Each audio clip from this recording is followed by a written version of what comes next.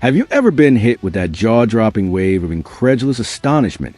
The kind that leaves you blinking in disbelief like witnessing a no-look pass that defies physics. Stirring a mix of skepticism and wild curiosity about whether a franchise legend could really upend everything by chasing one last glory run elsewhere? That's the mind-bending surprise rippling through Penguins Nation as an ESPN analyst floats the idea of trading Evgeni Malkin to the Florida Panthers amid their captain's devastating injury, leaving us all reeling with the question of whether this bold move could give Gino a shot at another cup while reshaping Pittsburgh's future in ways we never saw coming.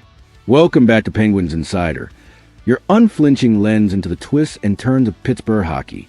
I'm your host, navigating this astonishing rumor with the sharp-eyed scrutiny it demands.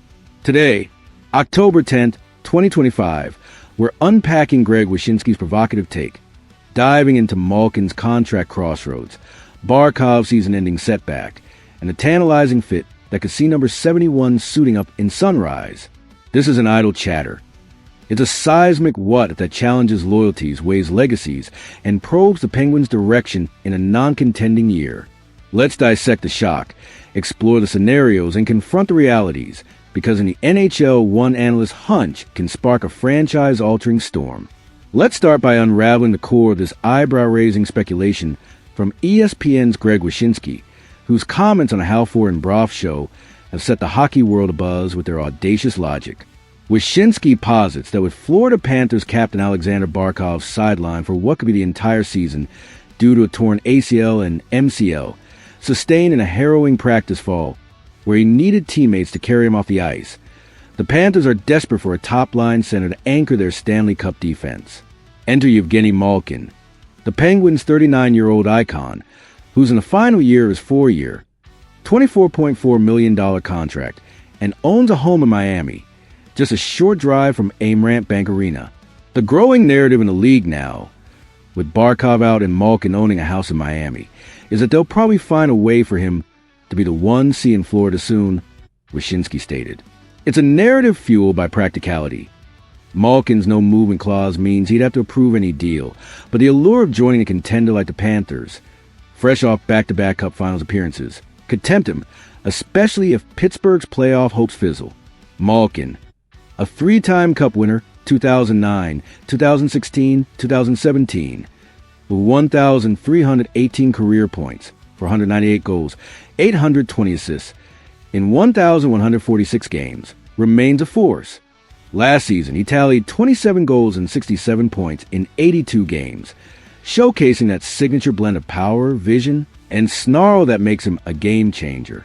Analytically, his 0.82 points per game and 51% Corsi underline, enduring elite play, even as age creeps in. Wyshynski's take isn't baseless. It's rooted in Malkin's South Florida ties. He's often spotted their offseason, and the Panthers' urgent need, turning what might seem like a long shot into a plausible mid-season blockbuster. Delving deeper into Malkin's situation with the Penguins, this rumor amplifies the undercurrents of uncertainty surrounding a franchise in transition, where honoring legends like Malkin and Sidney Crosby clashes with the realities of a rebuild. Gino, drafted second overall in 2004, has been a heartbeat of Pittsburgh hockey for nearly 2 decades, amassing for Art Ross trophies, a Conn Smythe, 2017, and a Calder, 2007. His bond with Crosby is legendary. They've combined for countless highlights, including Malkin's 107 playoff points, second in franchise history. Yet, at 39, with the Penguins missing playoff the last 2 years and projected as bubble contenders at best, odds makers pegged him at plus 300 for a wild card spot. Whispers of a trade make sense. Malkin's $6.1 million cap hit is manageable for Florida, who have about $8 million in space post-Barkov injury. He's on LTIR, freeing up his $10 million AAV. From Pittsburgh perspective, GM Kyle Dubas, known for bold moves like the Rutger-McCrory acquisition, might view this as a chance to acquire assets for the future, perhaps a first-round pick, a young forward like Anton Lundell, or defensive prospects to bolster our blue line. Insiders like Elliot Friedman have noted Malkin's reflective mood in recent interviews, where he's hinted at wanting one more run before retirement, saying, "I love Pittsburgh, but I want to win."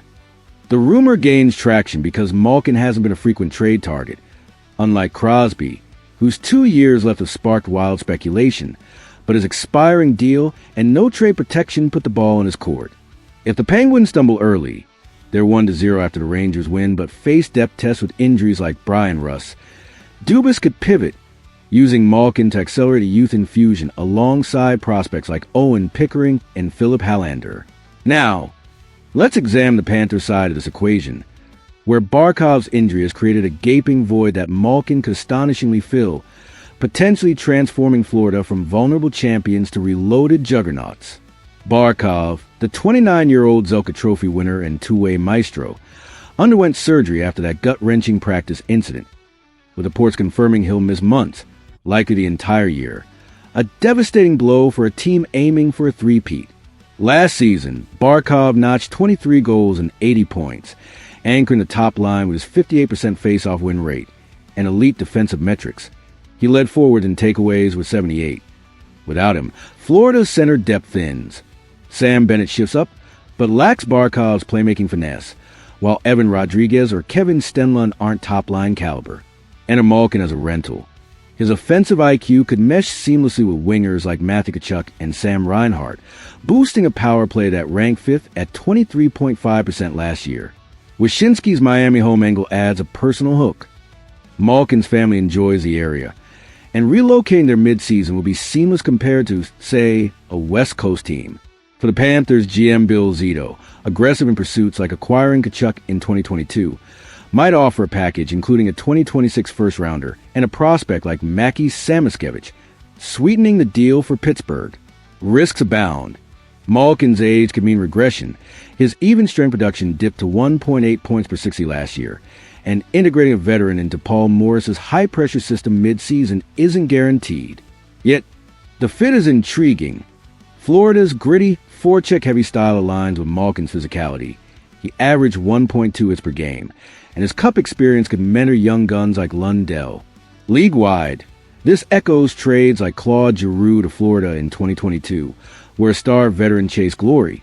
If executed, it could propel the Panthers back to contention while giving Malkin a poetic end to his Hall of Fame career.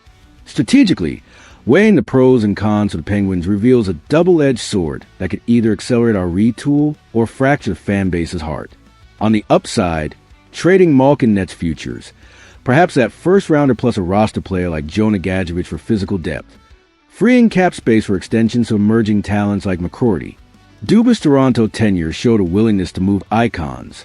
Think Phil Kessel. And with Crosby's input, he's close to Malkin. A mutual parting could preserve goodwill. Emotionally, it's a gut punch. Malkin 71 will hang in the rafters someday, and ship him out risks alienating fans who watched him evolve from raw talent to Penguins royalty. Crosby himself might balk. Malkin's 40 assists to him last season fueled our offense. If Pittsburgh surprises and contends, our +7 goal differential after one game is promising. The rumor fizzles. But if we hover around .500 by the deadline, this becomes viable, especially with Malkin's no movement clause allowing him veto power. Fan reactions are mixed. Social media polls show 60% opposing a trade, citing loyalty, while others see it as merciful, letting Gino chase a 4th ring. Comparatively, it's like the Ray Bork trade to Colorado in 2000. A legend gets a shot, and the original team rebuilds. For Pittsburgh, it underscores our limbo. Not bad enough for a full tank, not elite enough for cups, making bold moves like this a potential catalyst. In wrapping this incredulous dive into the Malkin of Florida buzz, it's evident Wyshynski's take has unearthed a scenario that's equal parts shocking and sensible, blending personal ties, team needs, and legacy considerations into a rumor that could redefine two franchises. We've marveled at the possibilities, scrutinized the fits, and grappled with the emotional weight. Ultimately, it's a reminder that even icons aren't immune to the NHL's relentless churn. If this mind-bending breakdown of the Malkin trade speculation has left you in that state of incredulous wonder, pondering the twist fate might throw our way, Lockett would like to embrace the unexpected. Let's crowd the comments with your astonished reactions. Would you greenlight a Malkin to Panthers deal, and what return would make it worthwhile? Drop your jaw-dropping takes below, and subscribe to unpack every Penguin surprise. Until the next revelation, keep the astonishment alive.